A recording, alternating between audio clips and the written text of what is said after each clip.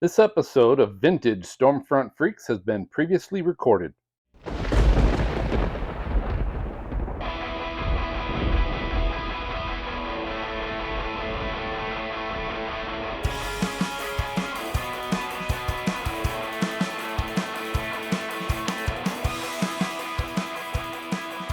Awesome. We've got Roger Hill as the co-owner of Silver Lining Tours. Roger works to help others experience what he has experienced over, get this, 750 times. Lucky dog. Wow. He's been chasing storms for over 30 years and is the current Guinness Book of World Records holder for witnessing the most tornadoes by any person in history. Whoa. Roger has co-authored a couple of books titled Hunting Nature's Fury and Chasing Storms, a Photographic Journey.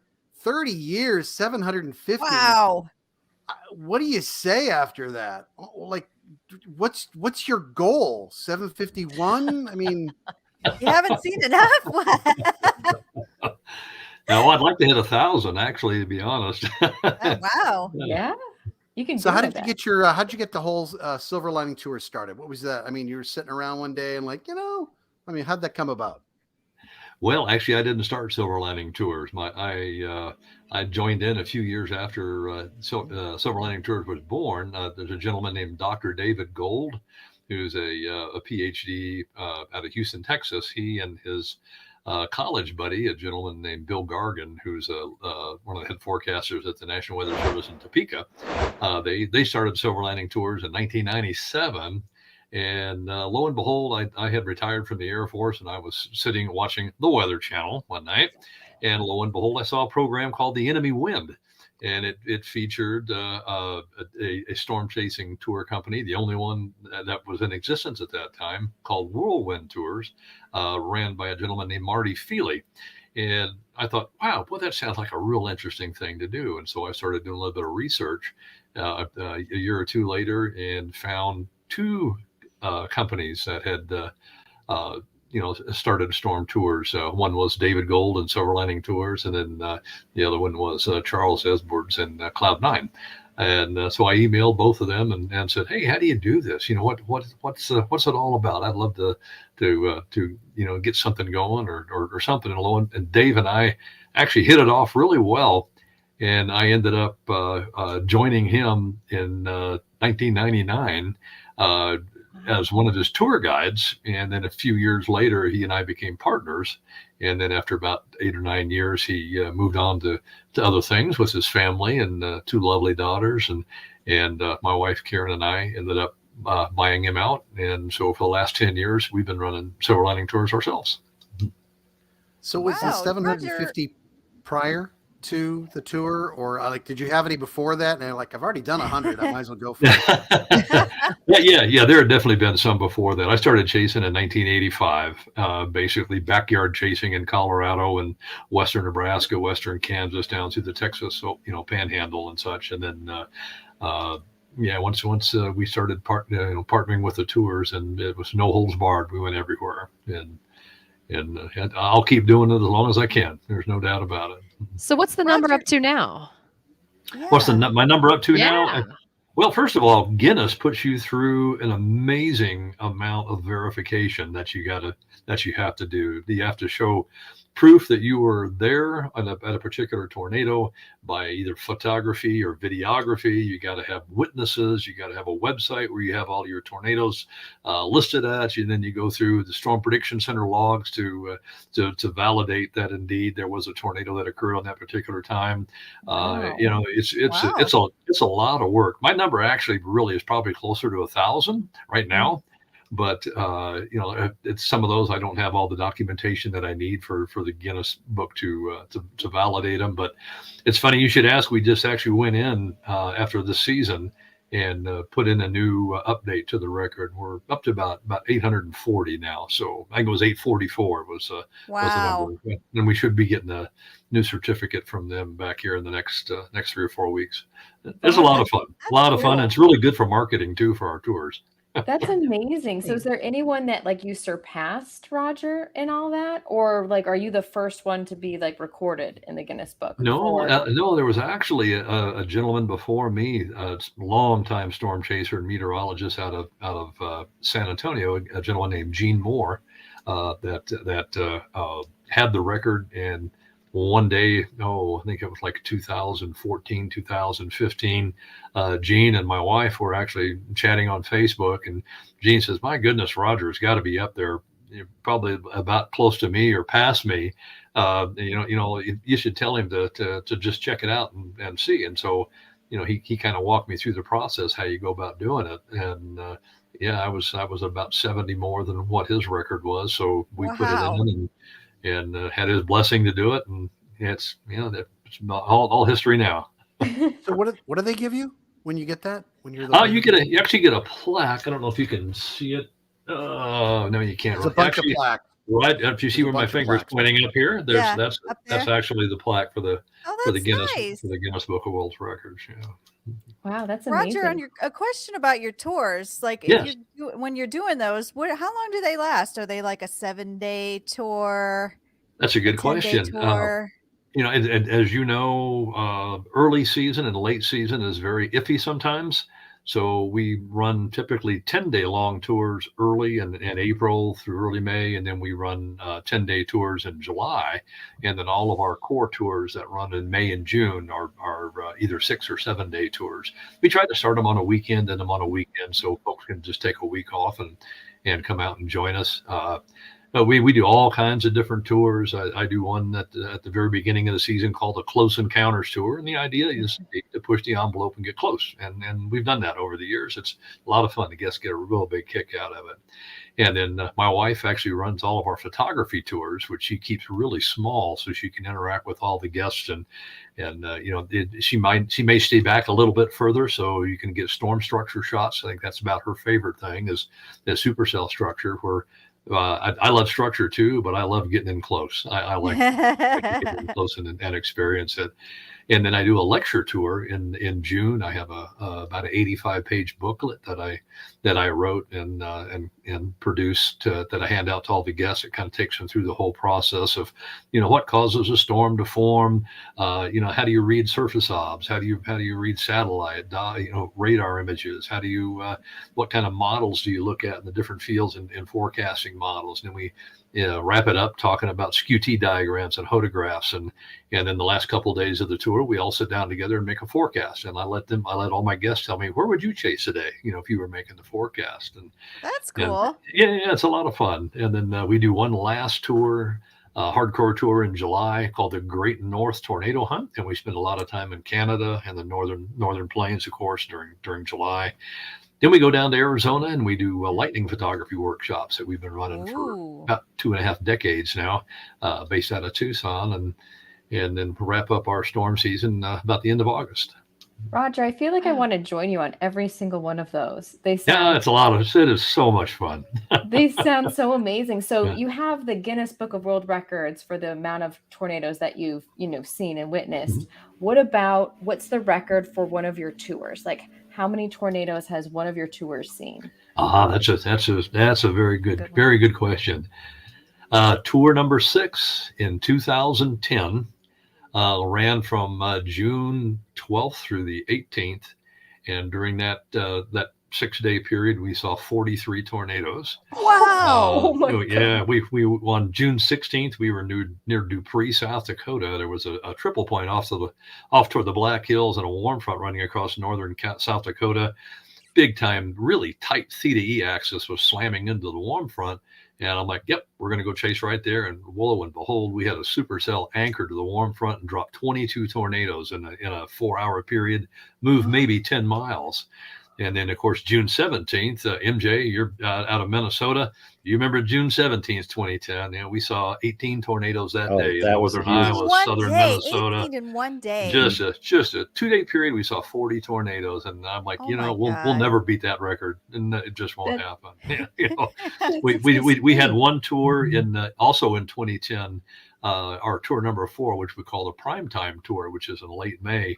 it's a 10-day tour, and out of that particular tour, 8 out of the 10 days we saw tornadoes, and that's real unusual to see tornadoes Wow. on that many days. But 2010 and 2011 were probably my all-time favorite 2 years of storm chasing. So They're just amazing do period. you charge them more when they get to see more? I was just thinking, they got their money's worth. It's interesting you say that, because we used to have a contract with the Weather Channel many years ago, and the Weather Channel would actually send out some of their film crew, and they gave us a bounty. They paid us a certain number of dollars for every tornado that we saw. And nice. one year they didn't see a whole lot because the weather pattern just wasn't conducive to it. But the next year when they came out with us, we saw about 60 tornadoes with them, and Wow. that was a nice bonus that year. Nice. I have a guy who catches moles, and he charges by the mole. I'm just saying. Is that right? Yeah, Jeez. just saying. Hopefully you don't have too many of them. Not anymore. Yeah. Oh my God. Oh, That's absolutely amazing, Roger. So how many people work for you? Is it just you and your wife, or do other meteorologists come out there with you? And well, my wife and I, of course, own the company, and we always have tour guides that we bring on. They're actually contract employees. They're not actual employees. And I have meteorologists from various walks of life. I have one gentleman who's the lead forecaster for the PGA Tour. He comes out and works with me every year. I have another gentleman who's a meteorologist. He's an energy meteorologist out of Massachusetts. I get police officers, firefighters, doctors, dentists, various storm chasers that I've chased with and gotten to know over the years. We typically run between 1 and 3 vehicles per tour, and so it's always myself and another gentleman in the lead van, and then we have our guides that are fielding van 2 and van 3, and then we have all of our tour guests rotate from van to van so that we all have an opportunity to get to know everybody. That's half the fun of it. Half the fun of it. Yeah. How many guests do you typically have on these trips? Is it 4 people or 14, or how big are they? Well, we run 15 passenger vans, and we take the back seat out for luggage space and camera gear and such, and they're really customized. We have a gentleman who is an outstanding electrician for vehicles that he actually custom designed all the features in our vans, and we have power outlets at all the seats and USB charging ports and commercial radios. We have Wi-Fi through the vans and things like that, and the radio communication so that we can always talk to each other and such. But with the back seat out, we have that leaves us 3 bench seats, and we have 2 people on a seat, so everybody gets a window seat. So figure 6 people per van, and then between 1 and 3 vans on a tour. So that's amazing. Wow. That actually sounds like so much fun. You've really thought ahead of what your customers need. What was COVID like, Roger? How'd you survive through that, or what'd you do? Did you even have any tours?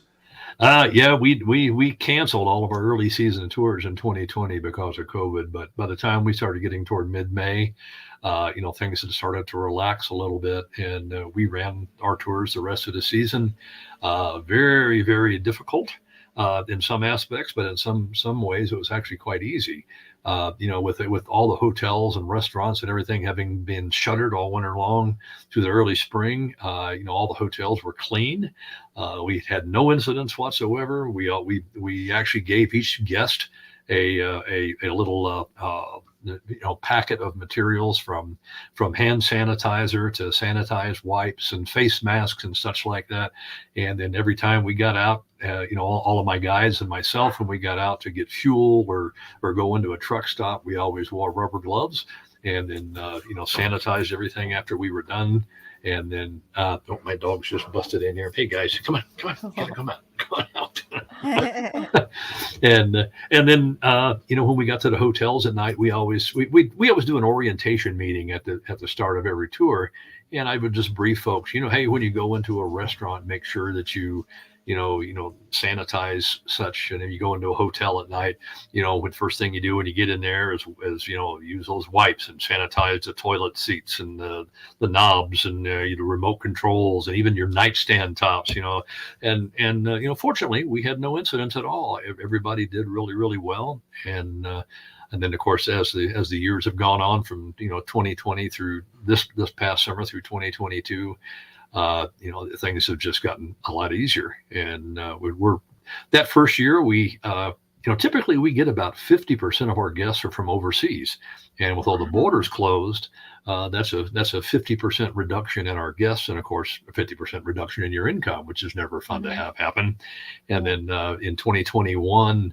With the borders still closed, we were probably close to 60% of our normal capacity, and then this year we were back up to about 85% of normal capacity, and then for 2023 we're almost sold out already. So we should be back in full swing, and then I had so many people email me and say, hey, can you put out your 2024 schedule sometime soon? So oh my gosh, by golly, we put our 2024 schedule out ahead of time and booked about 60 spots on that before we even actually got it released. It was pretty interesting. But yeah, people are anxious. They want to get back out and do the things that they've always done all their lives, and that COVID kind of shut everything down from. So people are ready to get back on the road again. That's amazing. So you said most of your guests, or a lot of them, are from overseas. Is there a particular country or region that they're coming from to storm chase, or is it kind of everywhere? Oh, probably a quarter of my guests overall are from the UK, Scotland, Ireland area. And then probably another 10-15% of them are from Australia, New Zealand. Get a lot of folks that are actually more and more folks that are coming from the Far East, also from places like Germany, Italy. Had a few folks coming from Scandinavian countries, and then just recently we're starting to get folks coming up from Argentina and Brazil. So if people want to come to the U.S. and chase storms, they want to see what it's like. It's just so much different than their home countries. Wow. That's so amazing, Roger. So I have to ask you. Has anybody ever gotten like a little? Sorry, go ahead. Oh, no, it's okay. I was just going to ask, kind of going off of Phil's question with COVID, were there less chasers out there, or because you're kind of, by yourself in your own car, was it kind of the same? Like, what was the difference? 2020, there were very few chasers out there. It was amazing. Yeah, I haven't seen the roads that free and wide open since the 90s. Really? 2021 it started getting a lot more crowded, and then 22 this year it got back to the normal big crowds out there. It's just, I guess when I first started chasing storms, you could be out on a storm or a tornado and there wouldn't be another chaser anywhere around. Nowadays you get out on a storm or a tornado and there's lines of cars. Everybody's turning left and everybody's turning right. We all know where you're going. Get traffic jams, get traffic accidents once in a while. Sometimes the police will get involved and get out there and start directing stuff and tell you to get out of here, get on the road. They don't want you around. I've been there before. And what's the scariest situation you've been in with a chase group? Whether it's like people, other storm chasers and traffic, or the storms themselves? Oh my goodness. Hell, there's been a few over the years. We've had, when you do something long enough, I don't care if you're a truck driver or a skydiver or a rock climber or whatever, you do an activity long enough, something is going to happen. It's bound to.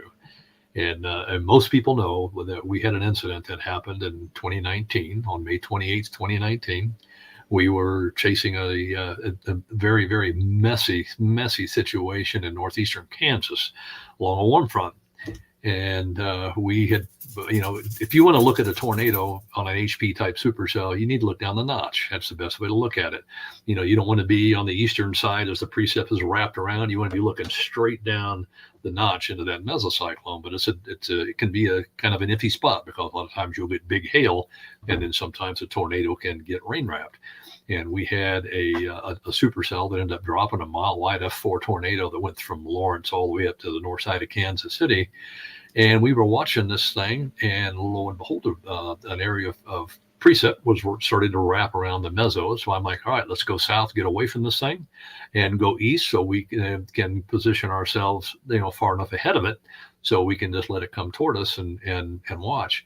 And what nobody knew at that particular time was buried 2 miles back in the precip, there was another small mezzo that had a little elephant trunk tornado in it that ended up being an EF2 tornado that actually hit me. And it rolled 2 of my vans. Fortunately, everybody is okay. But it just goes to show you that no matter how careful you can be, and I am a careful chaser, always have been, that something unusual can happen. And basically what that taught us was that it doesn't make any difference, the storm, especially with an HP type storm where you have poor visibility and rain, get back from it, stay away from it. Too many chasers you see will core punch, or hook slice, or whatever you want to call it. All you can do is spotter net any particular HP type storm, and you can see dozens of chasers that are inside the bear's cage where you may have a rain wrapped tornado, and that's just a dangerous behavior to do, but people still do it. It happened to us totally inadvertently on an accident. There's a gentleman named John Davies who actually used to be a on-camera meteorologist for the Weather Channel many years ago, but he's a research meteorologist now. He wrote a great paper about the incident that happened, and he told me, he said, if I was chasing that day, I'd have been in the same position you were. And I would looking down the notch of this thing, and it was just a big wet storm that nobody knew that there was a secondary area of rotation back in it. It took the National Weather Service 3 days to even realize that there had been a separate tornado. Wow. That's how unusual that this particular thing was. Yeah, I didn't know if that was a satellite that hit you from the main EF4, but it was a second tornado, huh? It was a second tornado from a separate mezzo. There had been a little cell that started interacting with the rear flank of that thing, and it spun up a tornado. That wasn't on the ground for real long, but it was on the ground long enough. If we would have been 15 seconds earlier or 15 seconds later, there would never have been an incident. It was just a very, very unfortunate, thing to have happened. I was on that storm, and it was a really tight rotation on radar. And I was east. I was not, so I was seeing just the rain wrapped, and I really couldn't see it at all. But you knew it was obviously in there. Yeah. But I'll tell you, you see 800 tornadoes plus, Roger. It's surprising that that's the only one that's actually caught you off guard after 800 of those. What was it? I guess what were you looking at, or what were you thinking through that process, and even after? So it rolled. How many times did you roll? And there had to have been some shock involved there, I'd have to imagine. Oh, for sure. When the whole thing started to evolve, and we saw the precip, the precip curtains wrapping around that big main mezzo that ended up dropping the mile wide F4.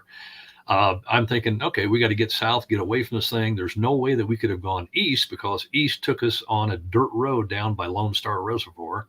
And one of my tour guides actually was from Lawrence, Kansas, and he said, don't take it. We don't want to go this road because you're going to get down there and get stuck in the mud. So he's like, go back south the way we came. And so we did. And I told everybody, I said, get ready. We're going to hit some wind and some rain, maybe a little bit of hail. That was exactly what I thought we would have happen. And then all of a sudden we're driving along, and I see debris. I mean, all this happens in a matter of a split second. I see debris. My ears popped. I couldn't catch my breath. I told the guy that was driving the van, I said, stop right here.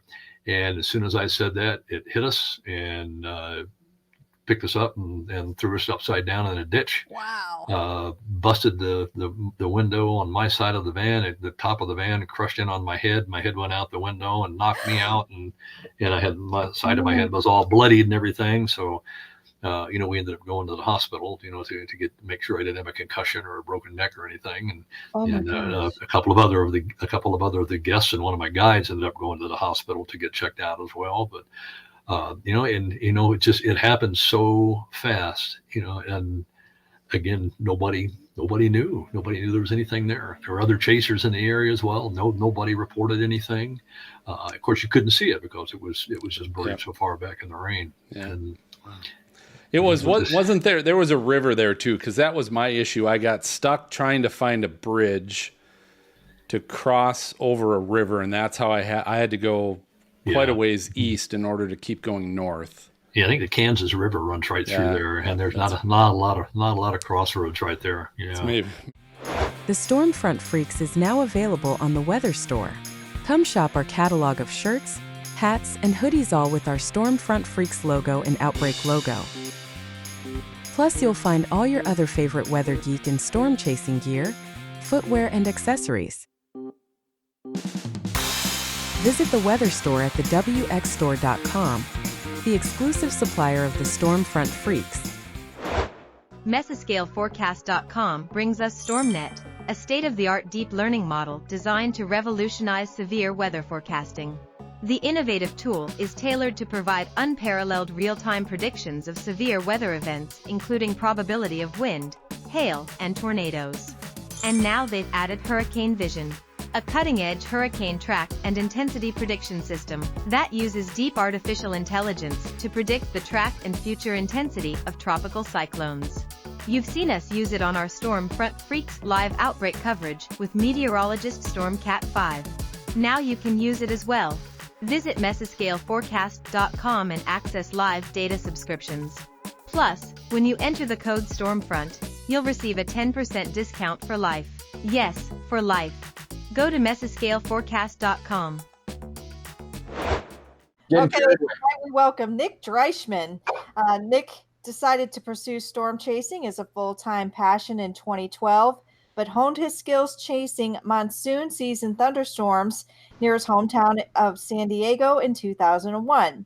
He's a former chase partner of Reed Timmer, which we've had on the show before. Yep. Currently, Nick is based in Norman, Oklahoma, and a veteran guide and owner of Extreme Tornado Tours. So Nick, I kind of was laughing a little bit because you're huge into storm chasing, but you came from San Diego. I mean, how big do these monsoon thunderstorms getting over there? That's a really good question. And it's something that, especially when we, introduce ourselves to our tour guests, and I say I'm originally from San Diego, it's always kind of a laugh for them too. But the monsoon, you may not see as many tornadoes, and especially not strong tornadoes. You may get a few here and there. We typically deal in land spouts, or even in the Pacific, we'll get those winter storms and sometimes even summer storms that'll drop water spouts. And that's actually when I saw my first tornadoes were 2 water spouts.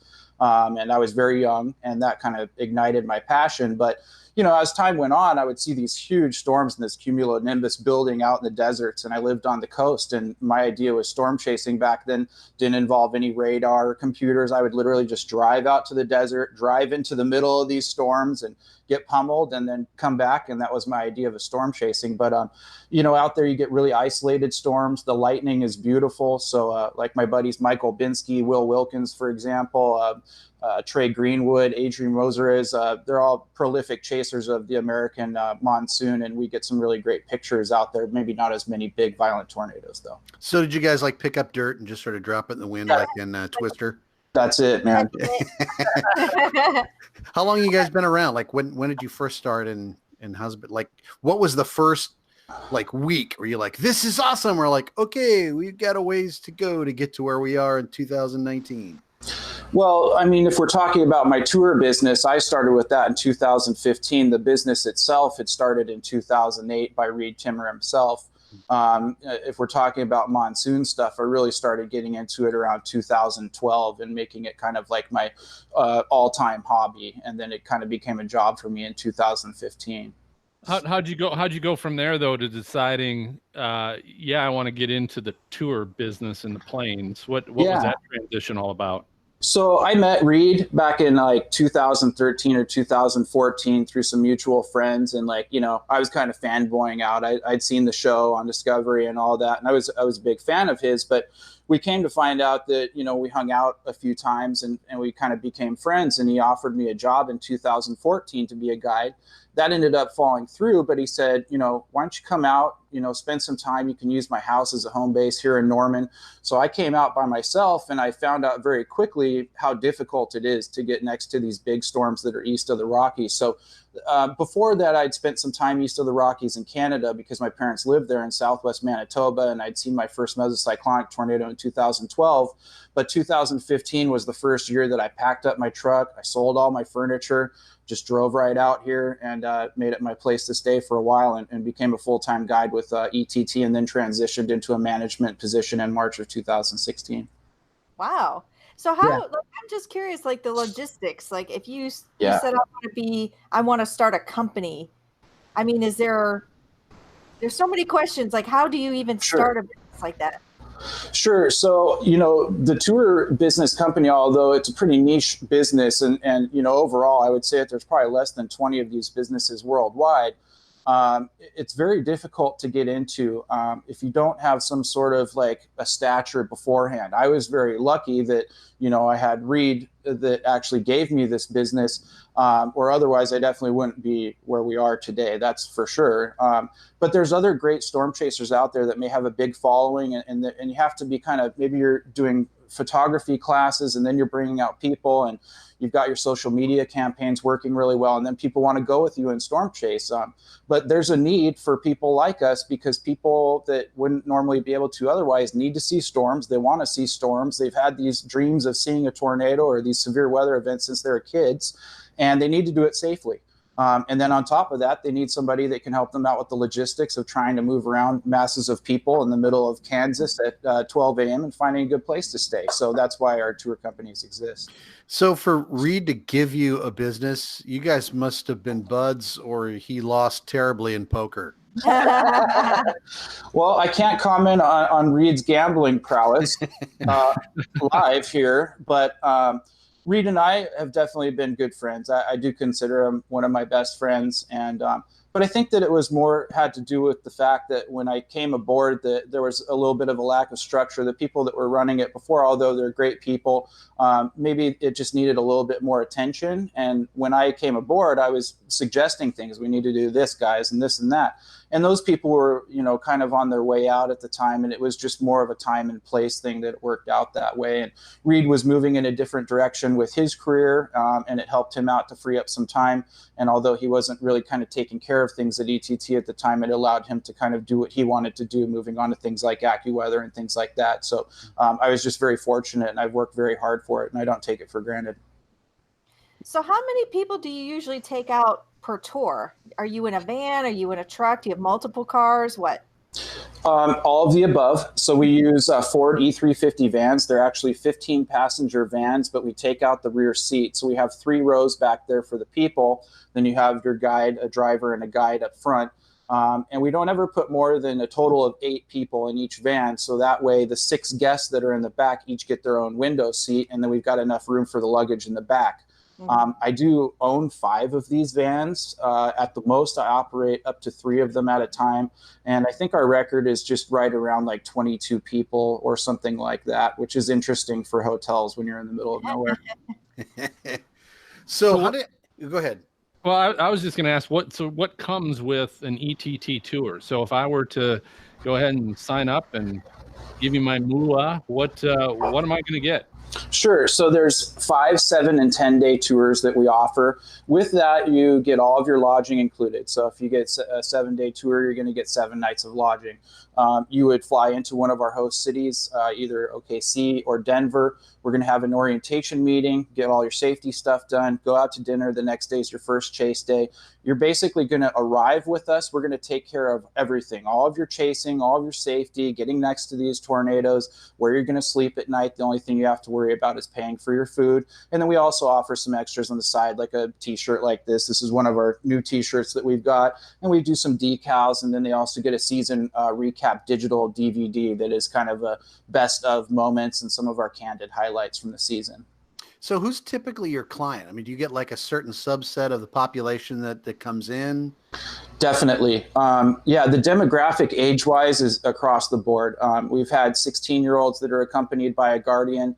They're still in high school. They're pursuing a meteorology degree later on in college, all the way up to someone in their 70s from the UK. The areas are primarily a good mixture between US and international, and the international guests are typically always Australian, UK, and then we get a little mix of kind of others. This year was really kind of a variety of people. We had guests from Finland. We had a lady from Russia. We've had all sorts. So yeah, it kind of Abu Dhabi. So it's really cool. But I would say about 50 to 60% of our guests are recurring guests that come back every year. They immediately rebook their tours. This is what they do. They work all year long to be able to come out. This is their idea of a perfect vacation. They're like us. They've loved weather since they were little kids, and they just want to go with somebody that takes care of the logistics. And we have a gentleman that just signed up for 4 tours in a row with us. He's been on something like 15 or 16 tours with us, and he's seen 100 tornadoes in the past 4 years. It's a groupie. I love it. Yeah, definitely. But he's a great guy. This guy was literally taking giant power poles and tossing them off the road after the Chapman, Kansas tornado in 2016. And he's at gas stations washing down the windows. And we try and tell him, Roy, man, you got to let it go, man. We'll do the windows. Don't worry about it. And this guy's a team player, and he's now a great friend of ours. And we love all of our guests, but we've got a special place for Roy. Is his name Bruce Banner? Something like that. He's the Hulk of storm chasing tour guests for sure. Yeah, All right, tossing telephone poles. So I'm in your. I know it's amazing. So I'm in your van. So I'm coming with you guys. We're on a tour. What do you guys? What's your van setup like? You talked about obviously chairs and seats and everything, but what's your setup up front as far as you guys and as the tour guides, and what are you telling your attendees, your guests? What are you telling them to do in order to monitor the storm, and what resources, I guess?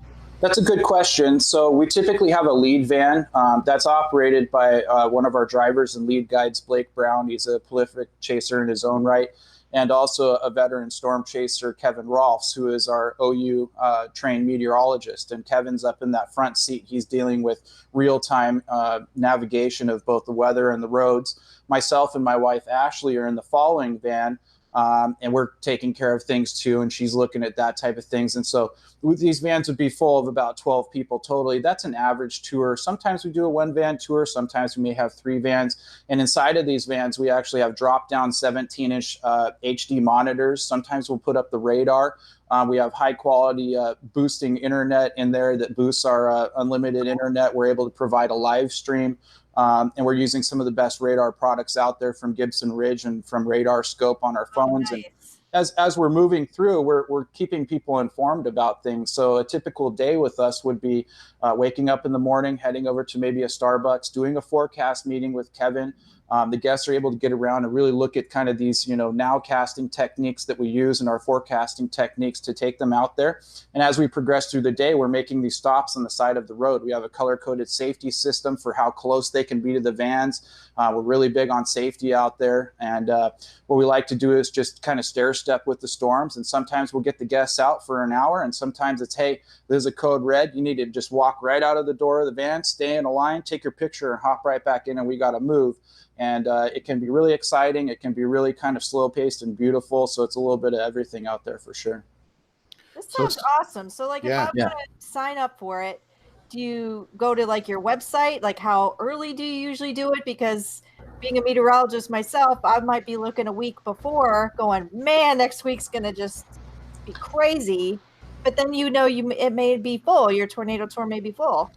That's true. And that does happen a lot. And in fact, this year it was really big on that. When we had that really big May portion where, we had a lot of tornadoes, the emails were very busy. And unfortunately, those tours had been sold out months and months before. In fact, looking ahead to 2020 right now, I would say about half of our tours are half full already. Oh, wow. Yeah, and typically that's from those returning guests. And, there may be a day where we're able to run more vans, but I don't really feel comfortable with it. I think that 3 would be our max because we want to be able to be nimble out there. There's other tour companies that may run some more vans, but we like being able to be nimble.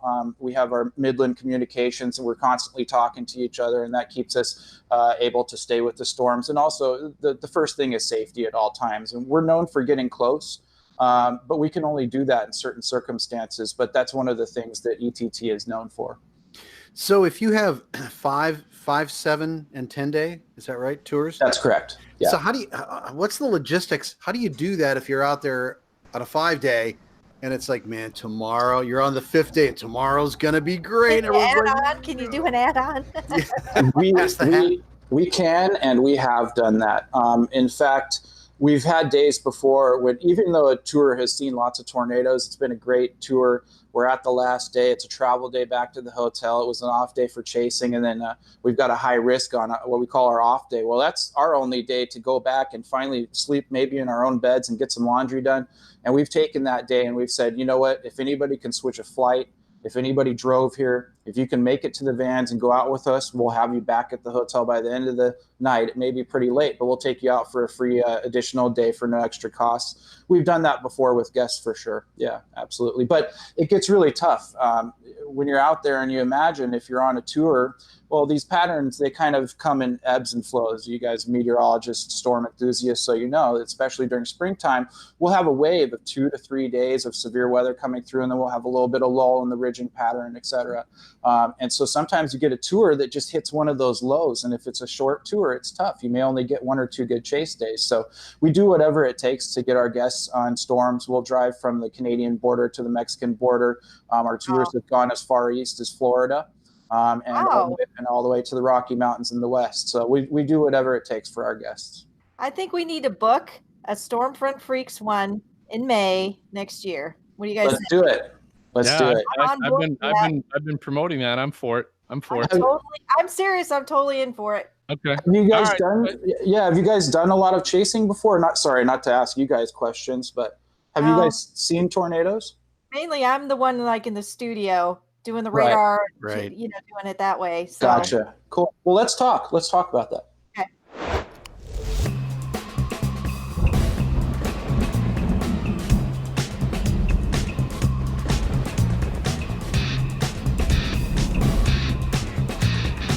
Thank you for tuning in to the Stormfront Freaks podcast. You can watch our bi-weekly show live on youtube.com/stormfrontfreaks and download the audio version on your favorite podcast player. For links to our Patreon team of exclusive benefits, show notes, past shows, new videos, merchandise, and more, visit our website at stormfrontfreaks.com.